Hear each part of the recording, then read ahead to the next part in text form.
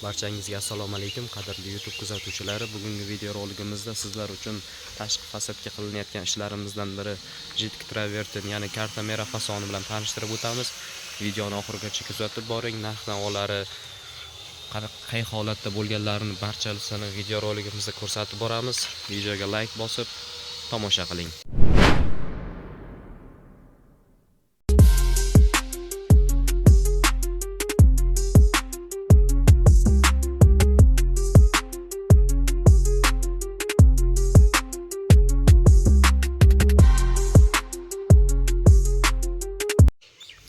Sokul hamda patolog qismiga e'tibor qilmaymiz. Bular kelajakda hali almashadi. Ya'ni sokul qismlariga kafel, patologlari esa tunikafondan qilinadi.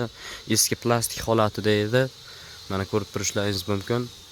Eski qumshoq holatida ham mayli kir, nagarlari bor. Mana old qismida zazorlari ham qolib ketgan. Bular almashib tunikafon holatiga keladi. Sokul qismlariga esa qora granit toshlardan terilar ekan. Xo'p. Xonadonimiz 250 kvadratdan iborat. Общий kartamera fasonida qilib berganmiz. Mana o'zlari ko'rib baho berishlaringiz mumkin. Yaltirashlari, blesklari hammasi joyida. Endi old qismiga o'tadigan bo'lsak. Xo'p, xonadonimizda old qismida mana ko'cha tomondan eshik deraza roshlariga pinaplex tagalaridan ustanobga qilganmiz. Ko'pchilik aytadi, pukak tega bo'sh bo'ladi deydi. Usti qismiga travertin sepganimizdan keyin bu juda toshdek qotib ketadi. Mana mustahkamligi juda ham qattiq holatda. Xo'p, narx-navolariga keladigan bo'lsak, bu xonadonimiz общий $10 dan qilganmiz. Buni ichiga kiradi travertin, xo'p, lak, jemchug, gruntovka hammasi kiradi. Buni ichiga ham lesasi, ham salafan skotchlarigacha kiradi akalar. Hozir bu xonadonimizning oldi qismida hali ishlarimiz davom etyapti. Ko'cha tomonida ishlarni tugatganmiz. Shuni video obzorda ko'rsatib o'tyapman men sizlarga.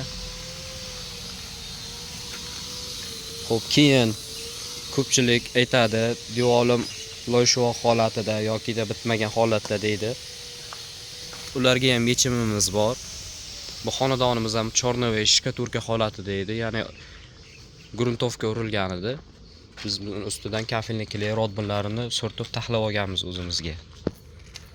Endi xonadonimizni old qismidan ko'rsatamiz. Ustalarimiz ishini davom ettiryapti.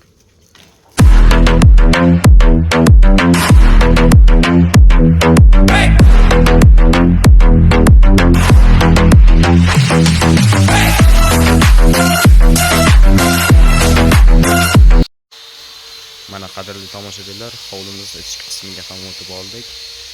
Hovlimiz ichki tarafida mana shunday ikkita derazamizga o'sha pukak tegalarimizdan ustanobga qilingan. Bu yoqlariga hali lak urilmagan, polirovka ishlari olib borilyapti. Hali devorimiz chang holatda. Bu xonadonimizning lokatsiyasi Tayloq tumani, Samarqand viloyati Tayloq tumani, Jartepa mahallasida joylashgan. Hovlimizda общий qismiga kartamera fasonlardan qilib berganmiz. Ko'pchilik savol-javoblar berishadi. Bundan boshqa fasonlaring ham bormi? Yo faqatgina shumi hozirgi kunda oq rangda deb murojaat qilishadi.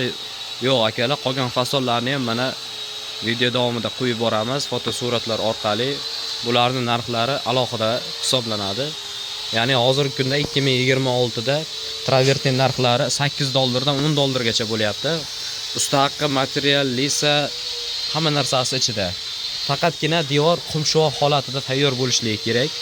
Qumshoq holatiga tayyor bo'lmagan holatda esa biz uni rodbon kafelli kelilardan foydalanib taxlab beramiz. Faqatgina rodbon kafelli kelilarni uy egasi o'zi xarid qilib olib beradi. Faqatgina shu. Ketsa sredniy mana shu 250 kvadratimizga hozir 30 qop rodbon kafelli kelidan foydalanib, o'sha qora shuvoq holatini bizlar ustki qismini tekis holatda qilib chiqarganmiz va travertin ishimizni boshlaganmiz. Mana xudo xohlasa hozir ishimiz boshlaganimizga ham где-то bir 10 kunlar bo'lib qoldi. Sredniy yana 2 kunlik ishimiz qoldi. Ishimizni yakunlab, xudo xohlasa uy egasiga hovlisini chiroyli holatda topshiramiz.